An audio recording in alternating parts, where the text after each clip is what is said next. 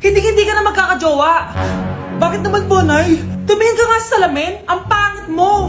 Grabe naman po kayo, Nay. Hindi naman lahat ng tao bumabasa sa itsura. Okay. Tingnan ko na lang kung may magkakagusto sa'yo. A few moments later. Umamin na kaya ako sa crush ko. Tawagan ko nga. Hello, gusto ko lang sabihin na gusto kita. Ay, sorry, may girlfriend na ako eh. Tsaka nakakadiri yung mukha mo, di kita magugustuhan. Hanap ka na lang ng kasing pangit mo. Sana naging maganda na lang ako. Tomorrow.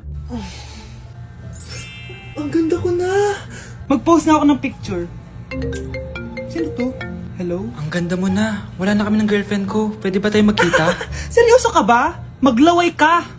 Hi, Nay! Di ba sabi niyo di po ako magkakajowa? May jowa na ako ngayon. Mayaman at pogi. Sorry anak sa mga sinabi ko sa'yo. Babe, halika. Hello po, tita. Nice to meet you. Christian? Nay? Magkakilala kayo, Nay? Anak, siya yung nawawala mo kapatid. Kapatid kita?